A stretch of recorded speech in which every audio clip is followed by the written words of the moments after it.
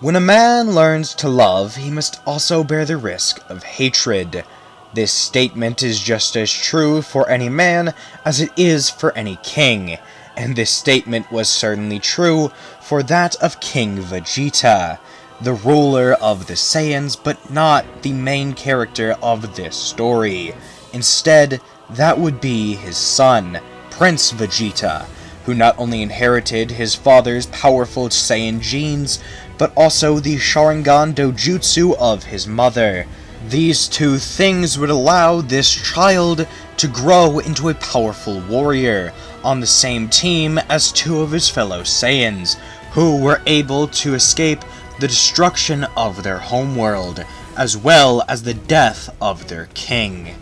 After many years of hard-fought battles and growth as a team, the weakest member of this trio would remember something from his past. His younger brother Kakarot, who had also escaped the destruction of their planet and fled to a planet called Earth, as their father had been able to save him when he was just an infant. Raditz knew where to find him, and Vegeta commanded he do such, that way they would have another fighter in their strike against the person who made their race nearly go extinct. They were going to need all the help they could get if they ever stood a chance against the almighty Frieza.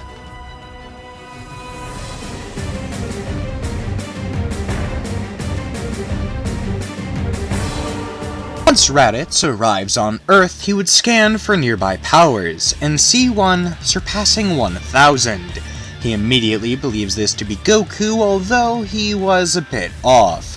It was actually Goku's main rival, Piccolo, who was a bit surprised to see someone this powerful here on Earth, just out of nowhere.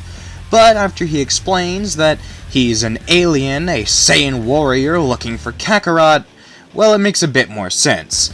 Piccolo is immediately intimidated, as Raditz's power here would be above 10,000. The reason for this being that these three Saiyans would actually train here.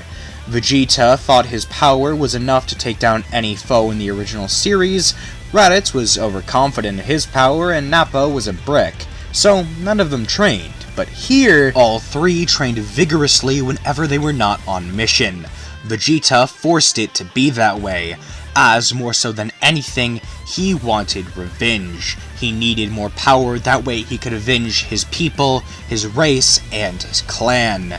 The Vegeta dynasty was entirely snuffed out after years of being mistreated by that monster Frieza. But back to the actual events of the story. Raditz would have a brief encounter with Piccolo, where a fight would ensue. But very quickly, not only would Raditz defeat the Namekian, but another power would pop up on his scouter. A power surpassing even 5,000. This had to be Goku, and sure enough, it was. He had tapped into the power of Kurama to demonstrate it to his friends at the Kame House reunion, demonstrating just how strong he had really become after all these years. But when Raditz arrives on the island, this interaction goes about the same as before, except everybody is put in a more terrified position, as Goku had just demonstrated his full power utilizing Kurama, and yet Raditz was twice that, and it didn't even seem like he was using all of his power. Little did they know this was just because Raditz didn't know how to manipulate his ki like the rest of them, but still, he was incredibly powerful, and nobody knew how he could be this strong, how anybody could be this strong. But then, Raditz gives some much-needed exposition.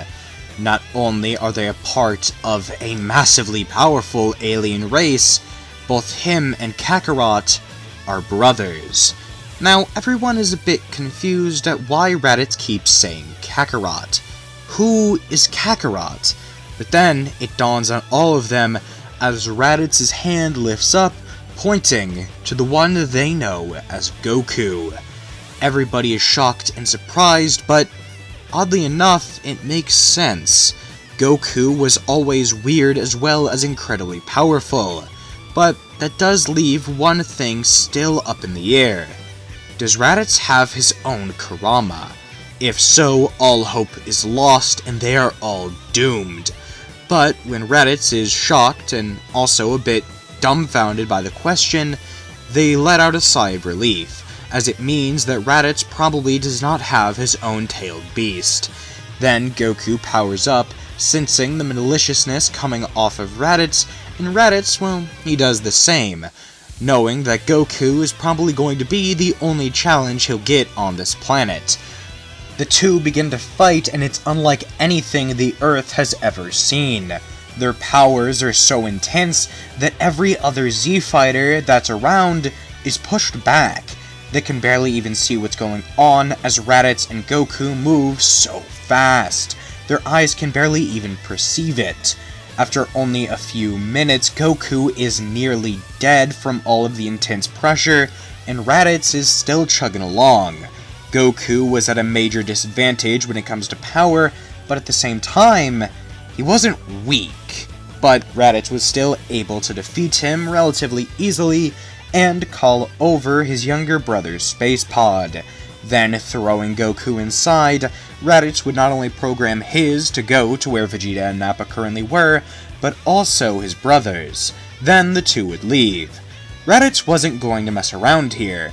Vegeta had put Raditz's ego in check, that way he understood that unless absolutely necessary, there would be no bargaining, there would just be brute force. If that wasn't enough to convince Goku to go along, then, well, Raditz was a worthless Saiyan who wasn't strong enough to convince his brother. And frankly, if overwhelming strength wasn't enough to convince Goku, then he didn't deserve to be on the team. Nonetheless, Raditz had taken his brother and was preparing to set off to meet Vegeta and Nappa halfway. It would only take about half a year, and then they should be good to go. Goku had no way of stopping Raditz because of his incredible power from training with Vegeta, and nobody else on Earth has any idea what they can do. Well, they do, but they realize it's nothing, and therefore they're just dumbfounded. The strongest person on Earth was just kidnapped, beaten easily, and there's nothing anybody can do to get him back. Well, that's not entirely true. Bulma would begin developing a spaceship, that way they could go and find Raditz and get their friend back. As to how they plan to get strong enough to actually take on Raditz, well, I'm assuming the Saiyan would have made a comment about how weak Earth's gravity is. Not just because of the comparison to planet Vegeta, but also from the fact that Raditz is stronger here and would have gone on missions with planets with far higher gravity, and therefore this comment would be made, giving Bulma the idea to create some sort of a device that can enhance the gravity in a room. But more on that later. For now, the Earth is temporarily irrelevant. Goku would be out in deep space, traveling with his brother. By the time he wakes up, he has no idea how to work the spaceship, and no idea really where he is. By this time, 6 months would have passed, as the pods would have some sort of way to keep their occupants in stasis. That way, they're not actually going 6 months just sitting doing nothing. But while he was unconscious, inside of his head he would be doing image training with Kurama, not allowing himself to waste even a single moment in getting strong enough to return back to his family. Once everyone exits their space pods, they would all get properly acquainted with each other, and Vegeta would tell Goku to not try any sly moves or think that he can back out on them. He is now a member of the Saiyan team, and then the mission they're going on to kill Frieza would be explained properly to him. The things that Frieza has done, the people they've killed, and also that they have a sneaking suspicion he's the reason that their race is gone. Goku is a bit surprised by this, and after everything was filled in for him, well, he actually says that they could have just explained this to him beforehand. He would have went willingly with him, and there was no need for the kidnapping. He's all for fighting strong guys and would have more than willingly come to help them get out of this horrible situation. Raditz would have been much less aggressive with his explanation to Goku of what their plans are, and Goku would actually be more willing to help them, not seeing any moral complication. And really, here I doubt there would be one. Vegeta was the leader of the group, and here his mindset would be a bit different. He wants to rule over the universe, but to make it a better place. A more peaceful area where children will never have to lose their families ever again. Although it isn't all sunshine and rainbows, he'll be willing to do anything to see this utopia become reality. And so he does plan to rule with an iron fist. But he doesn't plan to kill innocents or destroy civilizations. He just wants a peaceful universe. And Goku can sort of agree to that, so they're able to find some common ground. But it's not like they can immediately go and bum rush Frieza. I probably could have phrased that better, but the point is that they're going to have to get stronger before they can actually launch an attack on the Emperor. And so, for the next few months, they would do some training.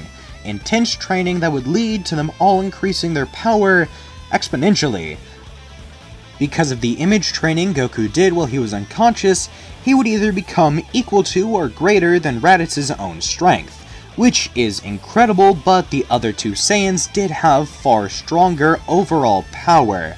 But the thing they didn't have was ki control, or at least not enough to fully utilize the power they did have. So Goku would teach them how to do that, while growing his own base power. His brute force increases, while they gain what he had instead, ki control, leading them to multiply their power nearly tenfold. Their strength is incredible, and Goku is actually able to grow to around the same level as Vegeta, which is incredibly impressive for the prince, as he had never really found somebody who was able to match his power to that degree. There were of course people stronger than him, but no other Saiyan has come close to his level. And even more shocking to the prince is that Goku is actually able to combat his Sharingan with Goku's own tailed beast. These two powers are able to even out their power again, so even in a transformed state, Goku and Vegeta are equal. The only thing that puts Vegeta above his low-class adversary is the fact that he can actually use the Great Ape form, something Goku can't because he doesn't have a tail. Sadly, we don't have enough time in this part to cover the Frieza saga, so we'll end this video off with a brief power level check. That way you can all have a better understanding of how strong our gang is in comparison to the likes of Frieza. Raditz's power level would go from 10,000 to a whopping 200,000, although he is still the weakest of the group. Not far behind Nappa though, who would have a power level of 250,000.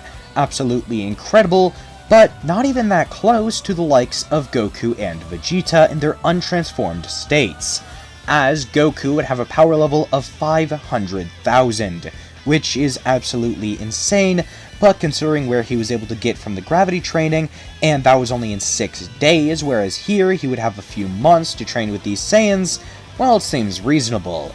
Vegeta would have a power level of 510,000, putting him a little bit above Goku, but really not that far of a boost in comparison to their overall strength. But this does get even higher when you account for their transform states, which would count as multipliers just to keep it simple. We'll say that the Nine Tails power that Goku is able to utilize, his version 1 cloak, would be around a 15 times boost, whereas for Vegeta it would be a 5, 10, or 15 times boost depending on the level of Tomei, 5 times for each Tomei used in his dojutsu. This is the end of the video, feel free to click off, but before you do, this is a quick sponsorship. My kneecaps, if you like them, you don't want them to get broken, then go check out my brother on Twitch, twitch.tv/itsbeefs. He makes Fortnite content, sometimes I'll be popping up on there, our friend Colin will stream with him, they're both great. If you want to watch some of the best gaming content on Twitch right now, which, not a high bar, but still, definitely check him out. There will be a link to his channel in the top comment and description. And yeah, that's kind of it. Not really sure how to end the video here, so